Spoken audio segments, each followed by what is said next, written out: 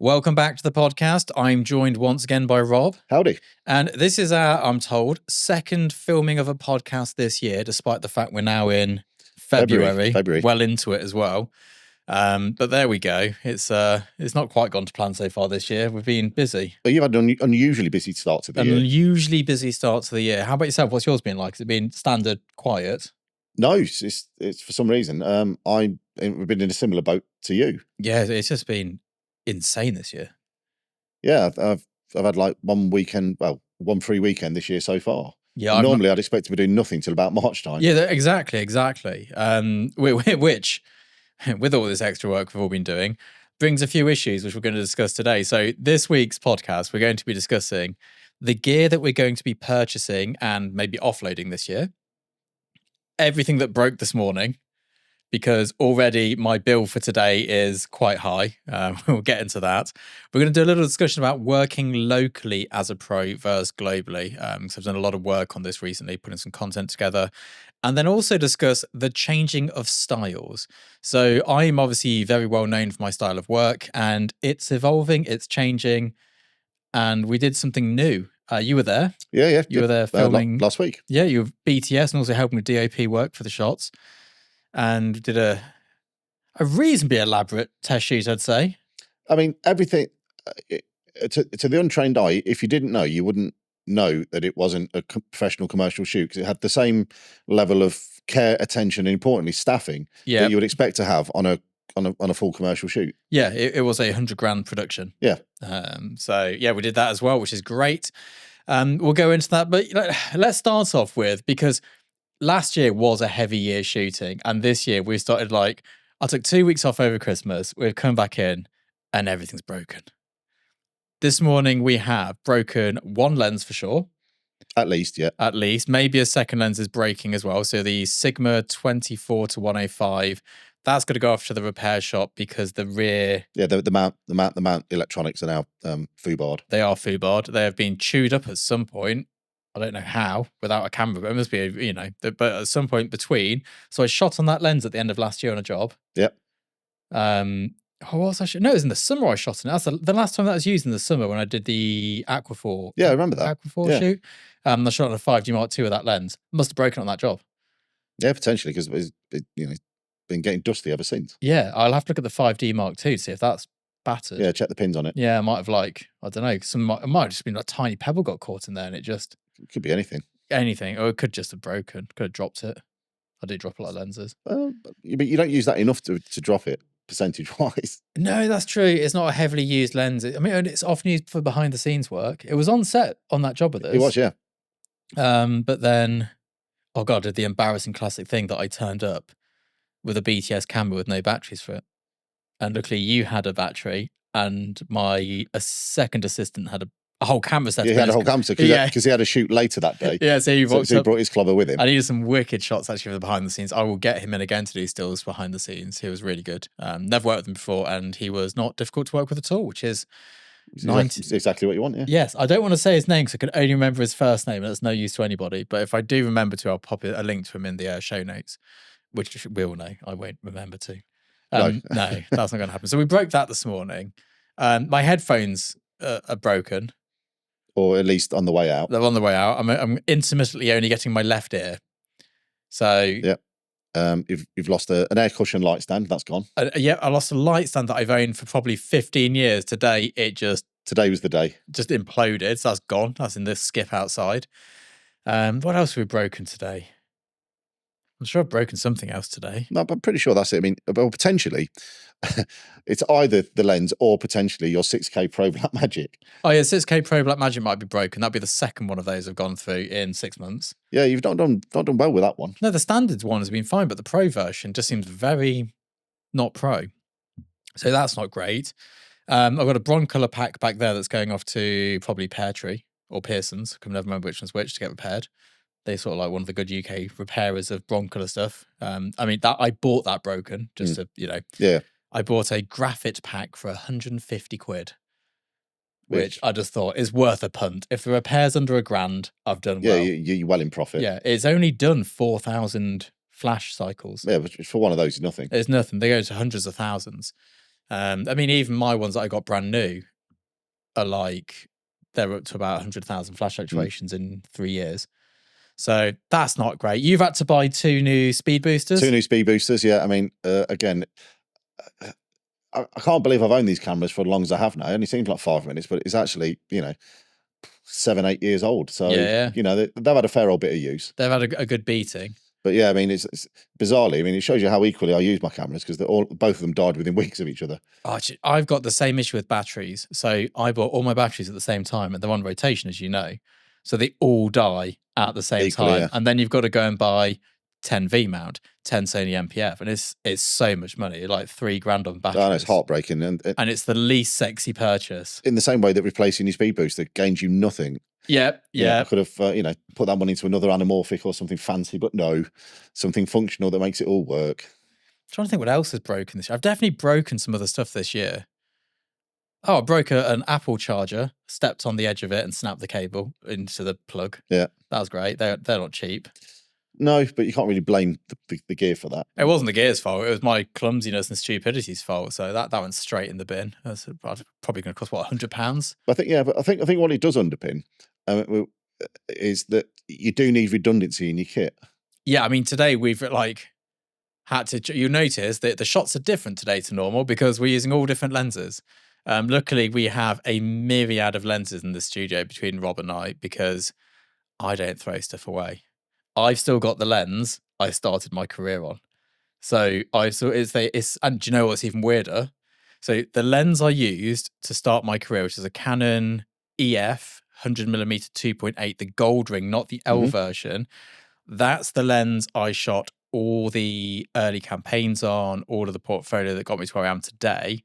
It's a cheap lens. Not only that, I didn't even buy it. It's not even mine. It's Holly's. Oh, yeah, yeah. I've just borrowed it and not returned it. Well, I mean, it's an extended loan. It's an extended loan. It's sat in the safe in the studio. And I've still got the 24-70 Mark 1 2.8. I've got no need for that lens. No. I mean, it's practically redundant in this day and age of that. But again, it's worth so little to sell. Why would you not just keep it? This is the problem. So they become so cheap. Like if I wanted to sell my GFX, we have a zoom lens. If I wanted to sell that, I'd get good money for it. But that is the good money I would have got for the 24-70 had I sold it at the time I no longer back needed in the day it. when it was. Yes. Now it's worth probably like 150 quid. I mean, it's funny you should say that. I mean, as you've seen, I've been sorting out my tower of power, a Marshall corner in my house. And I came across, while I was clearing the room a bit, my 85 1.8 Canon. That's a banging lens. I sold mine. I've not used that for, must be at least 6 years since I used that lens last. And it's such a great lens, I just don't use it.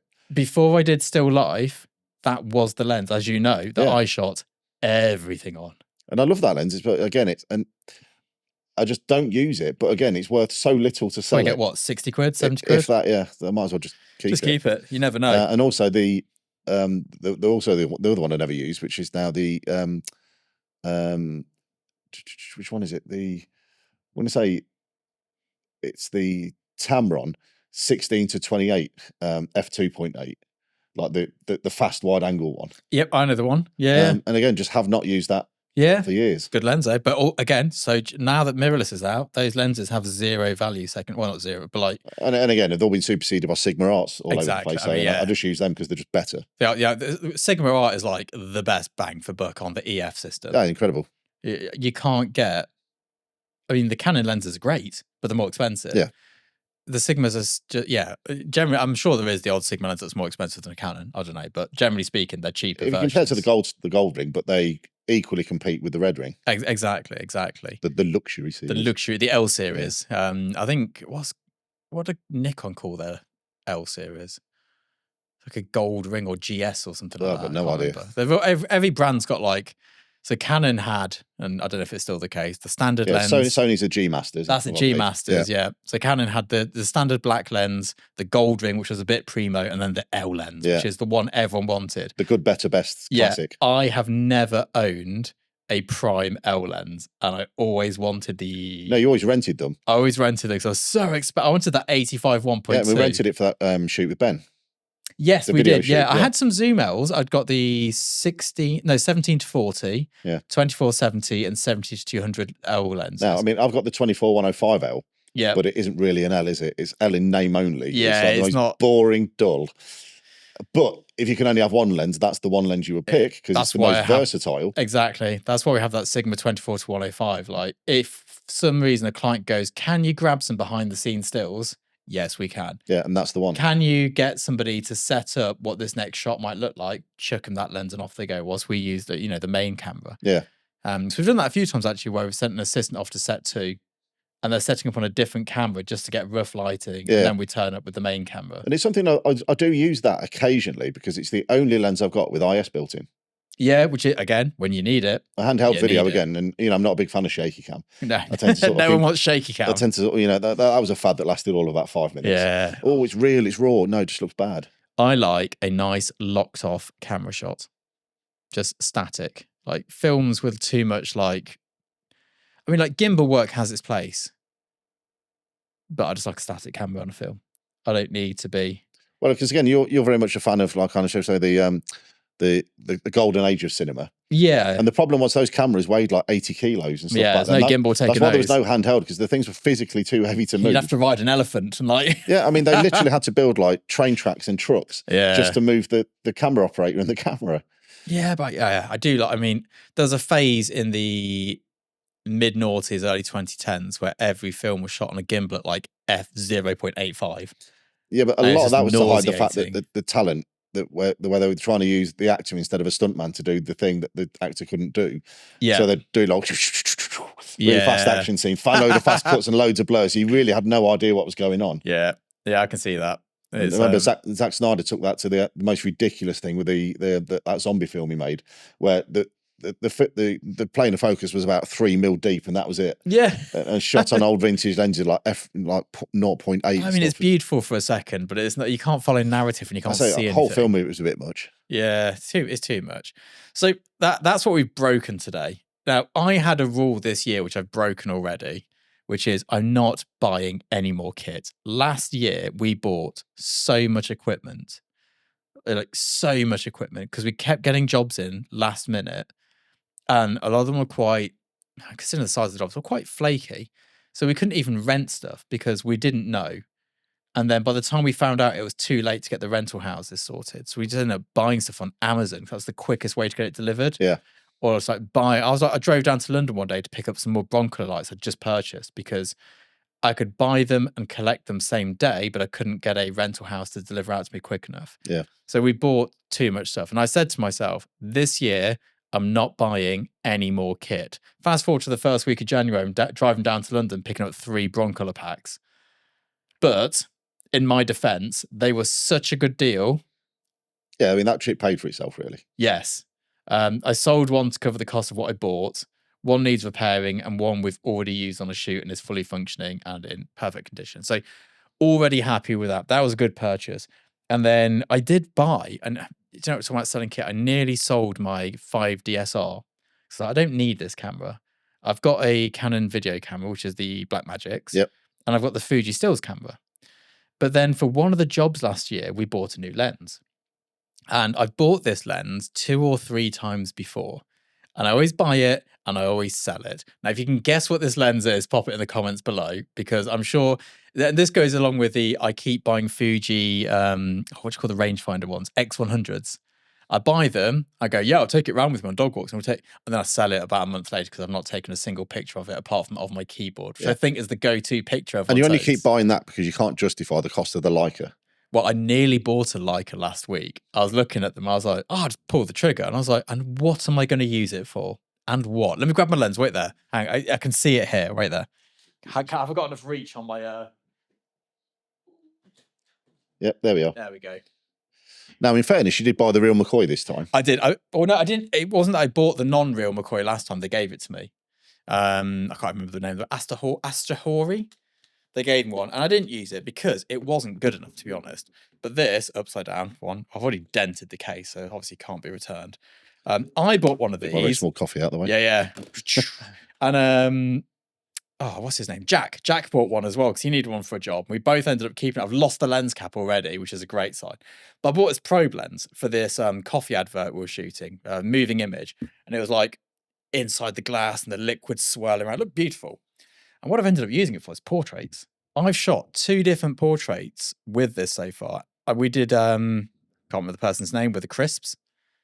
Were you here for that? Or was that Paul who was here for that? No, that must have been Paul.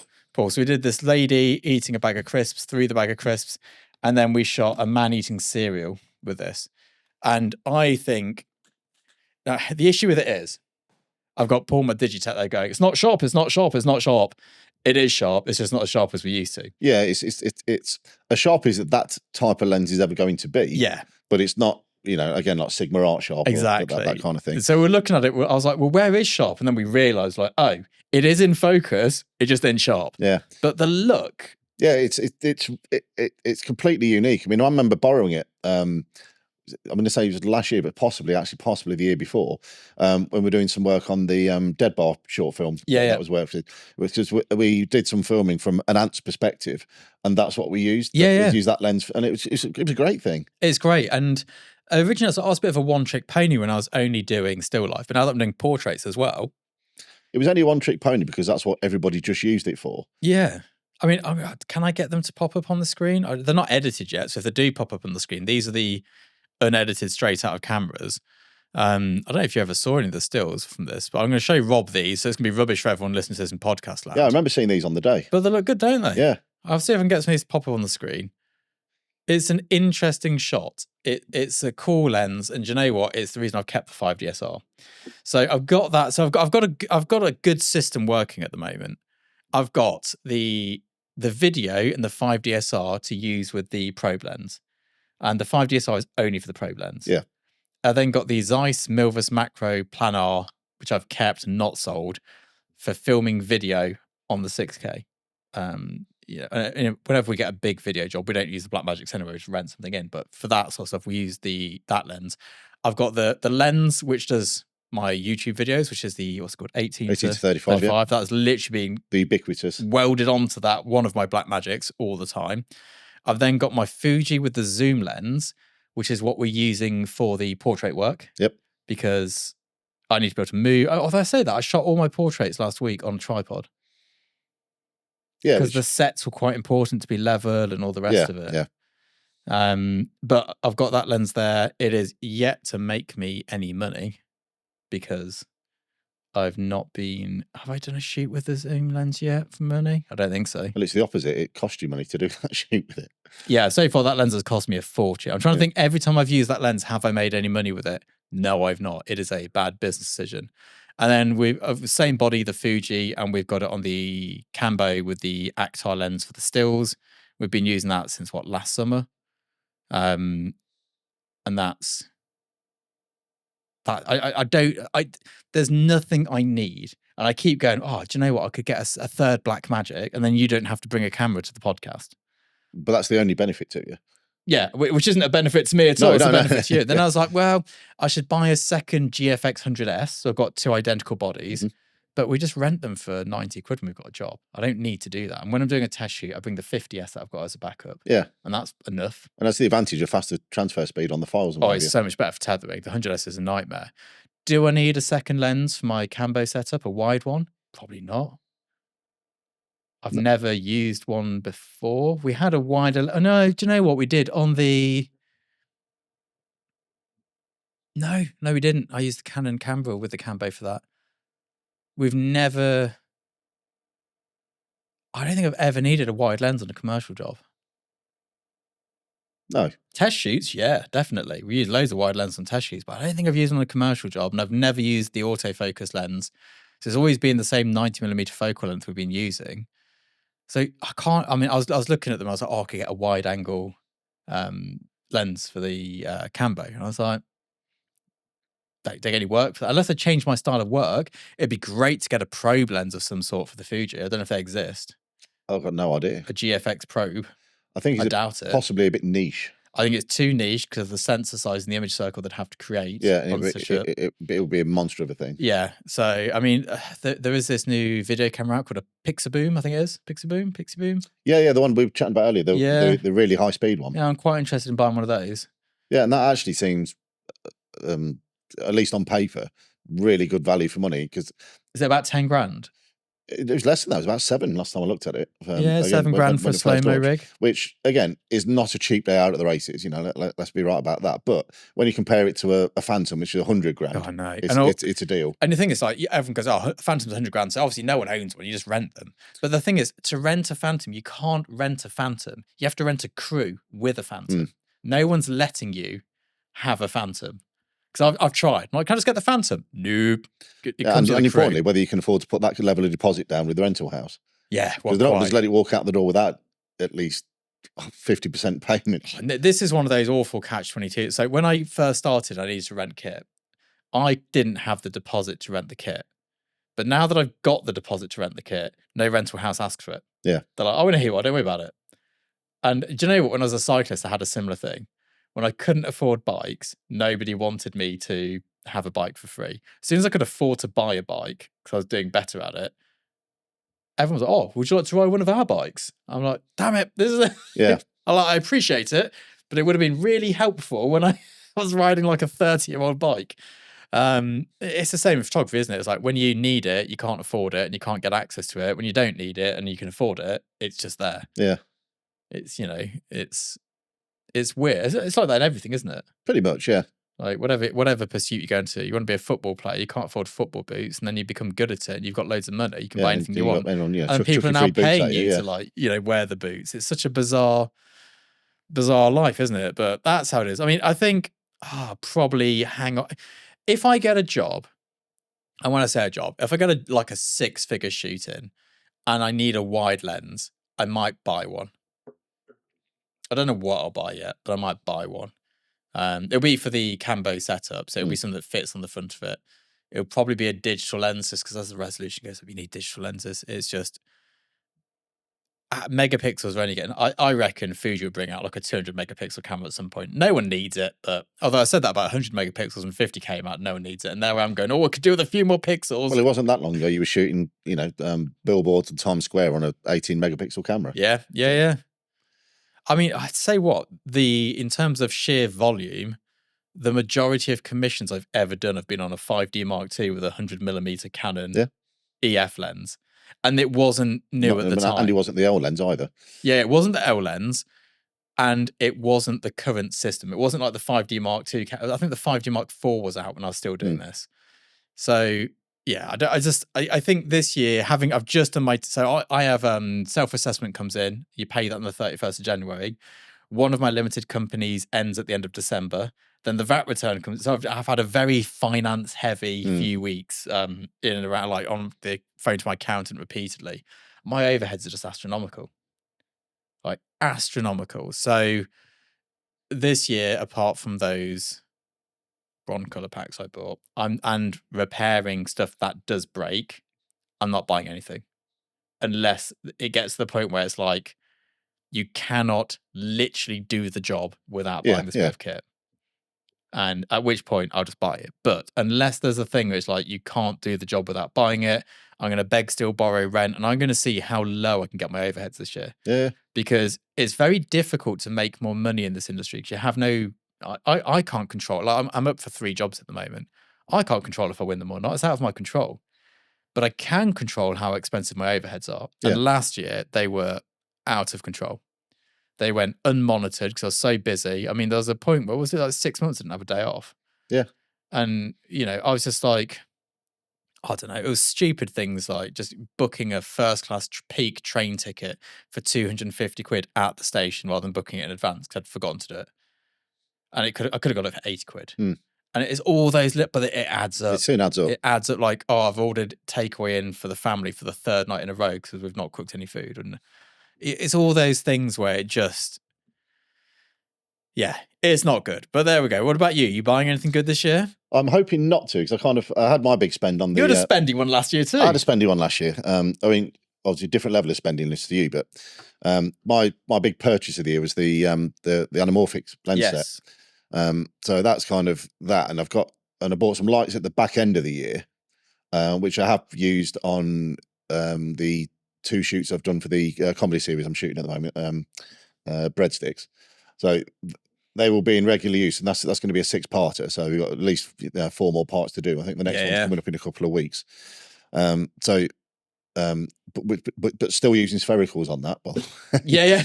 I'm just waiting for some, the right kind of dark kind of project to come along, and then that'll be Mr. Anamorphia. Let's go.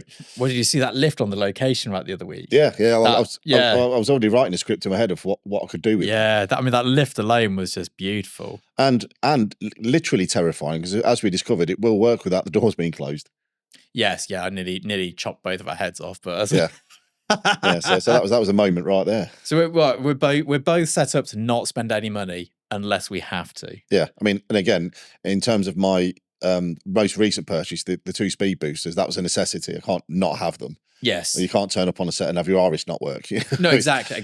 Like, I'm going to repair stuff and all the rest of it. I'm actually going to sell a lot of stuff this year because I have held on to all the kit I've ever owned, and it is pointless. I've got a fridge full of film out there. I gave loads of it away actually, but I've still got a few bit. I think I'm just going to give the rest away. I mean, it's been cold stored its entire life. It's past its use by, but it's always been properly stored in the film fridge. Yeah. So I'm just going to go and send that out to people, because there's what was I thinking? I bought like $2,000 worth of film. Well, and didn't use it. No, but I mean, you'd have the idea to go out and actually shoot stuff on film for fun for yourself. Yeah, and then you didn't have any days off for 6 months. So none of that actually happened. That's basically what happened in a nutshell. I'm going to try and give it to somebody who can enjoy it. So someone who can have days off. I guess actually let's skip working locally let's go talk about working locally. So the reason I bring this up is I had a few not hateful emails, but sort of complaining emails. They're like, Scott, all this information you're giving out is great. I don't want to move to London or New York, and I don't want to shoot global campaigns. I want to make a living as a photographer. Is it possible? And I think I've made it sound like you can't make a living as a jobbing photographer, because this is about commercial photography. And like, it's not, I was a jobbing photographer for a very long time. And it is possible. It is doable. And I made this massive workshop. It's in the best-selling workshop we've done actually by a long way, which it's something like commercial photography, marketing and business. I think it's worded better than that. I hope it's worded better than that, because that was an awful sentence. So what I did during my time off over Christmas is I wrote a new workshop, which is how to work as a local photographer, a jobbing photographer, because I would say, although I managed to make it work and I made decent money, better than I would have done in a day job, during that period of my life, I was a bit of a, how would you describe it? Twat? I'm just going to say it wasn't the best version of you. It was not the best version of me. It wasn't the best version of me. It's not by chance that I didn't get much repeat business. And it's not by chance that I had a pretty unhappy time at that point in my life, because I behaved in a way which just created that life. So I have made every mistake, and what I've done is I've filmed this workshop. I've already shot it. I've shot the whole thing. The problem is, and the edit at the moment is about 6.5 hours long. So we're trying to cut it down to 2 hours, because no one needs, like, I wanted it to be an hour, much like my lighting workshop, which ended up being 3.5. But, we're getting better at being shorter. And we're just going through everything, money management, billing, the whole thing, how to keep clients, how to bill clients, how not to be taken advantage of, how to spot red flags in clients, all the stuff that local photographers need to do, because it is a valid business. Well, you work locally predominantly in the scheme of publication. Paul works locally. And actually, the majority of photographers I know, no, that's probably not true. The majority of photographers I'm friends with do what I do, just because of where I hang out. But the majority of photographers work locally, and you can absolutely make a good living from it. It's not as lucrative as being a commercial photographer, but it's not as hard. It's not as lucrative as being like a campaign photographer, but the cash flow is not as bad. Like, some years I make no cash for 9 months. And whereas, Paul will be making cash every week. Yeah. Every week. Whereas I'm just like, nah, I might be rich, Or I might never work again. We don't know yet. Let's see. Well, last year was very heavily slanted towards the back end of the year. Oh, it was like, well, it started late spring. Yeah. And then, because I was thinking back to it, I was like, oh, when did we start traveling loads? And I was like, I remember, because I drove down to pick up a new lens. And it was like air conditioning on full blast. It was middle of summer. And I borrowed this lens for a while before I purchased it. So I got this lens. And then we drove down to this really cool studio where they do like Wallace and Gromit. And we shot there. And I remember loading in the broncolor lights. And we had those flight cases, those big ones that we've got now. And I just remember being drenched in sweat after loading. And then going to a hotel, sinking a few beers, and then going back the next day to shoot. Yeah. And it was like, we're sat outside. We ate outside. Paul and I went for dinner. We had a lovely steak and a bottle of nice red. Sure. And slightly blew the catering budget. And then some whiskeys afterwards, and then went to bed. But it was like it was hot. We were outside in t-shirts doing this. And that wasn't the start of the busy period. That was it. That was it in full swing at that point. Yeah. I'd already been sleeping in my car in service stations, getting 30-minute disco naps so I don't fall asleep at the wheel. Way before then. Can relate to that. Yeah. So yeah, it was. But the start of the year was desolate. Absolutely. It was literal tumbleweeds till about April. Yeah, nothing going on at all. Absolutely nothing. So I don't know. It's tough, isn't it? It was. Yeah, I mean, and cash flow wise, I probably didn't start getting the money in until late summer. And then some of it was coming in at Christmas. And some of it I'm still waiting for. So some of the stuff we shot in summer has missed the tax year that we shot it in. Yeah, that's a bit of a blow. Which is insane. So, I mean, and I can't remember how we do it. You get a choice in the UK as to whether you do it upon the job being done, upon invoice, or upon money coming in. We do it one way, but balances out over the years. There's no better way. You just have to suck it up, basically. Much like with my horrific VAT return I've just done, which was I didn't scan a single receipt until the day it was due. Oh dear. My accountant hates me. That was a long day. I was like, I'm really sorry. Here's a stack of receipts this high. That's why you pay him. You're not there to be popular. Well, yeah, I know, but I don't like to be a dick. It's you got to be careful, haven't you? So yeah, I just want to sort of like clarify that. Like, it's not the way that I make money is not the only way in this industry to make money. No, I know people who are full-time digital assistants. We had one on the podcast. He makes a killing. I know people who are full-time professional assistants. I know someone who's a full-time focus puller. All they do all day is focus the camera. I think all they do is actually really hard to do, and I do not envy them. That is definitely a skill. It's massively a skill. I've tried doing it once. I was like, oh, I could do that. It's just, nope. So that take was perfect. The audio was perfect. Sharps guy's like, oh, I missed focus. We're back focused.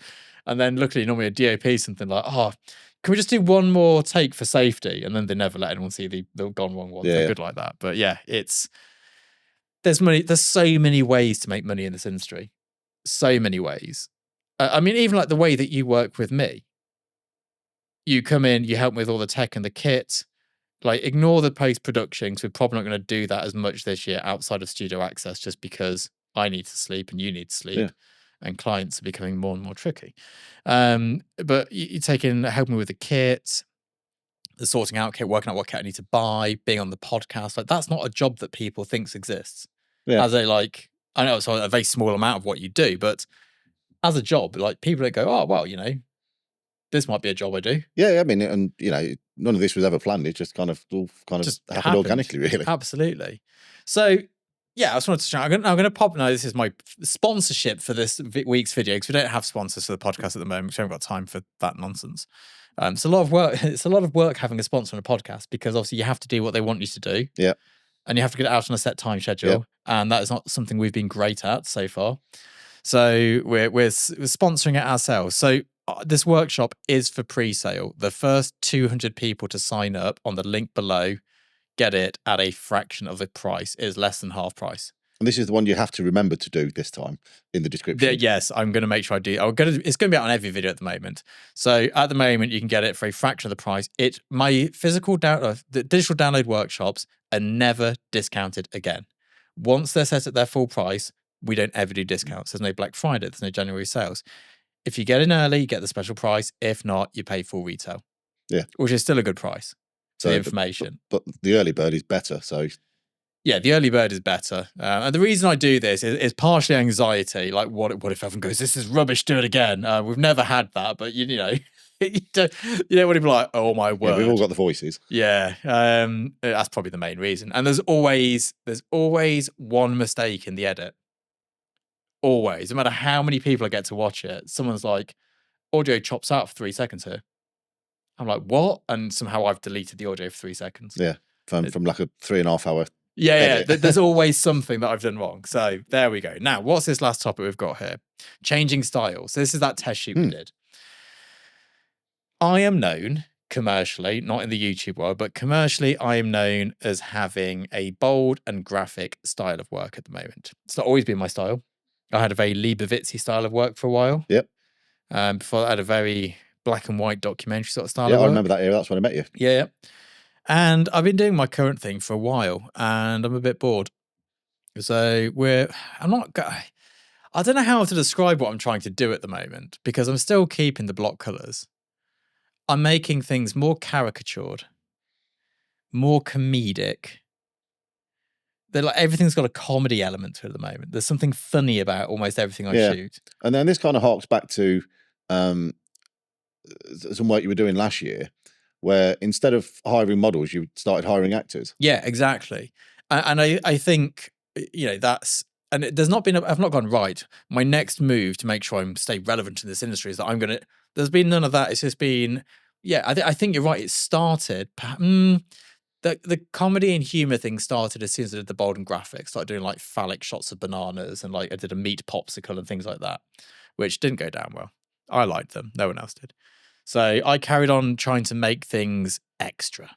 And one of the reasons I get booked for a lot of the campaigns is because my work is over the top. And then when the people came in, there was an element of comedy. Not like, you know, punchline comedy, but there's an element of comedy to it all. There's something funny about every shot. We don't take pretty pictures of pretty people. We take funny photographs, I think is the best way to put it. Yeah, or at least interesting. Interesting. You know, quirky, awkward. There's definitely a comedic sense to it in a way. And I have just really lent into that recently. So we shot some sandwiches the other week in a comedic way. They were, and say comedic, there's no funny joke there. They're just ridiculous sandwiches. And then the portraits we shot, they're ridiculous. They are comedic. There is, I mean, on the video especially, there is actually a bit of a punchline in there on the film. And it's just, it's something I'm trying out. The test shoot I did, the image is good. I think it's fair to say. They're good images. Don't know if they're going to fit my portfolio.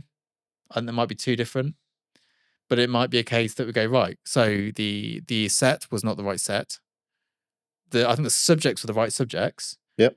Or do I just need to do more of it and then it will blend better into the portfolio? Is it just because I've only got 2 shots, it stands out too much? Yeah, and again, it's like all things, you create a bit of a body of work as opposed to like a one-off. Exactly. And then can I then blend it in with the block color work? Yeah, for sure. I mean, because again, while it's not as stark as that, but it's still definitely got the same DNA, if that makes sense. I think so. Yeah, I think so as well. I think once we've edited, I mean, there was 2 shots. One had a kitchen as a set, and I think we can do something with the colors and that to make it a bit more bold and graphic. The other one had just a plain wallpaper wall. And I think that's all it's got. The thing is, every portrait I've shot so far has a solid block color. And this, it sounds stupid, going from a solid block color to a patterned wallpaper is quite a big aesthetical change. Yeah. So I think that if I had maybe 3 more of these shoots, it could be good. Now, the problem is these are done in location because we've got sets and everything. I say location, it's done in another a bigger studio where we can build sets. Yeah. And the issue with that for me is I need a van. Yes. Because getting all the kit there, loading all the kit in. It was a lot. So there was a lady helping us, a young lad, there was Paul, there was you. me and Helen. That was 6 of us working just on our thing. We then had the models, the hair, the makeup, the stylist, set design. Then some other people milling around doing I don't know what, but they were helping. And then we had a food stylist. Yeah. It was a lot of moving parts. It was... Yeah, there's, I mean, look how many pizzas you ordered for lunch. That tells you how many people were there. Yeah, like a £300 lunch bill for pizza. And that was like the cheapest thing we could work out to do easily with everyone's dietary requirements. Yeah, Like we'll just order every type of pizza. So, I mean, then the other problem is I can't do a cheap test shoot because the people booking me want high production value. Yeah, and if that value isn't there in the shot, it's like if I just go and shoot someone in their kitchen at home with like, it doesn't mean anything. The makeup's got to be right. The wardrobe's got to be right. The styling's got to be right. The set design's got to work with the wardrobe. Yeah. The whole thing and the model selection, like the casting, has to be perfect. It can't just be, oh, let's take a shot. No, I mean, I made this comment on the day that that could just as easily have been a commercial shoot for the Breakfasty Cereally brand. Yeah. Because everything that you would have done, had that been the case, would have been done exactly the same as that test shoot was done. Yeah. Yeah. And I think that's, you need to test at the level that you want to work at. Yeah. There's like, I can take a pretty picture in a kitchen of someone doing what they're doing and it would be a perfect photograph. But for it to be at the level that I work at, I can't do that because anyone can do that. Yeah. Anyone can go and take a shot similar to one I've taken, but they can't take the shot that I've taken. No, I mean, even down to the choice of glasses for the gentleman, all these little things. Yeah, I mean, just like made the final shot. Sets of glasses, like different suits, different, like all these options. And there wasn't any limitation on what we could and couldn't do. I mean, it did cost me quite a bit. Could have bought a few cameras for the price of it, and I might never use the shots. But that is part of the creative process as a professional photographer. We're doing another one probably in March. Something else, something different, something the same. I don't know. We'll see. But definitely we're doing something else in March. Yeah.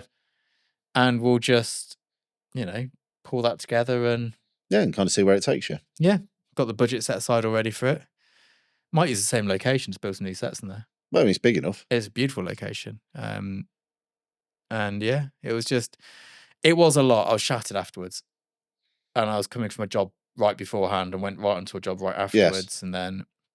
hence the reason, because, I mean, we were supposed to be working together on the Sunday and be like, no, I need a day off. Yeah. But then I think I ended up working for Agents at Large on the Sunday because we had a big production going ahead. And I had to get all that sorted. So, there's a lot going on agent-wise at the moment in terms of how much work I'm doing. So that's taken up a lot of time. And I think Monday, I'm fully Agent at Large all day long.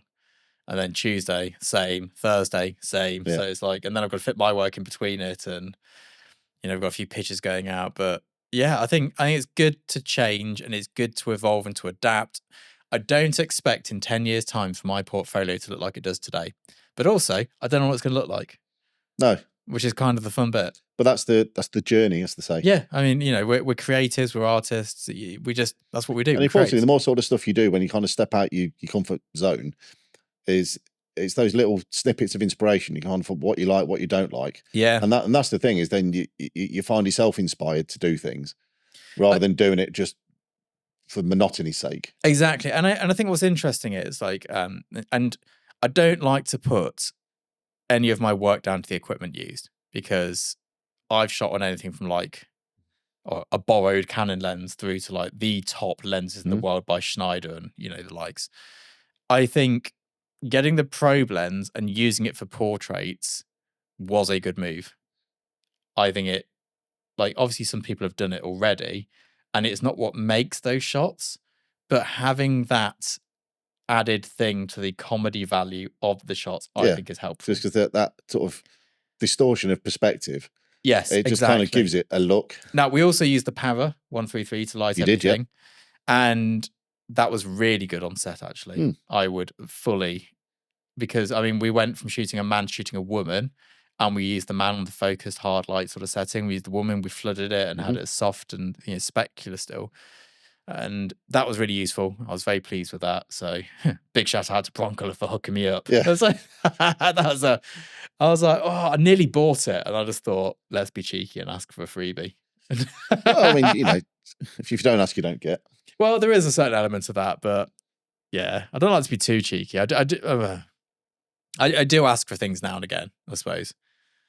I have asked for quite a lot of bits over the years. And not just from Bronco, from all sorts of brands. Like, could I please? Could I just? I'd say, like, Kev down at the Flash Centre, bless him. I'm like, Kev, could I borrow all of this kit? He's like, well, yeah, we can get it to you. I was like, thank you. And he was like, where do you need it? Tomorrow. Standard reply. Yeah. They're good guys. So I rent a lot from them. And because they're in Birmingham, I just drive to. I'm like, I'll come and get it. And I'll return it. It's like nice and easy. They've always been good to me. Same as the guys at AJ's, really. They've always been nice. Helped me out. Had an issue with something I didn't have an issue with something I bought from there. I bought something from there and I wasn't sure whether it was doing what it should be doing. So I was like, is this right? And they're like, yes, that is right. I was like, okay, I just wanted to make sure I wasn't destroying the equipment. Because you just don't know, do you? Especially with niche stuff. Like you look at some of the Broncolor lighting I've got, it's pretty niche. Mm.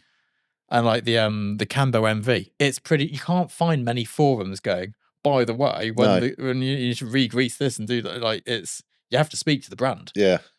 Same with Capture One. Like their stuff does so many things. Trying to find it, like we just speak to them. Like, oh, I'm trying to do this. Do you have something which helps me get this to work? Or like, how does the built-in focus stacking with a phase work on there? All those little things. It's nice. I'm in a very privileged position to be able to ask these brands to go, can you help me not ruin my life or like make my life harder?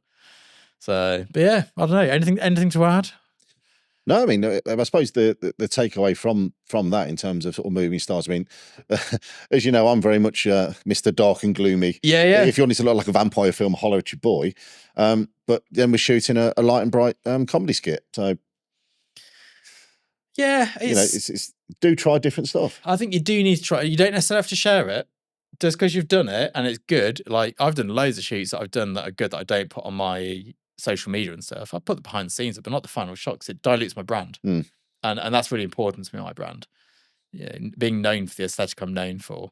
So yeah, you do all sorts. You don't just have to do the one thing you do. Like if someone turned up to me and was like, oh, I need a headshot doing 500 quid, I'd be like, yeah, go on then, I'll do that. I'm not going to put it on my portfolio though on social media. No, but then there's also, as you know, two sides to that. Like you speak to someone, so right, is your portfolio great? Now can I see your work? Yes. So it's nice to kind of have that in your back pocket. So, well, actually, this is the kind of stuff I've been doing for fun of late. I mean, it's interesting. So I got asked to direct a commercial. Sorry, going on now. I got asked to direct a commercial last year, and I did direct it. I remember that, yeah. And I flew out there, directed this commercial, and the guy who wanted to put me said, look, we need you there because you understand this element of this advert, but I'm worried because you've not shot anything like this before. And I was like, say no more. Send it over a portfolio. I was like, I do loads of this stuff, just don't share it. Yeah. Like, I'm doing it. I'm out there doing it. Like, we've got loads of stuff like this. I've done this before. I've done this for TV before, exactly like it. And it's like, oh, I had no idea. I was like, no, if I put it all out there, it dilutes the brand and people don't know who I am.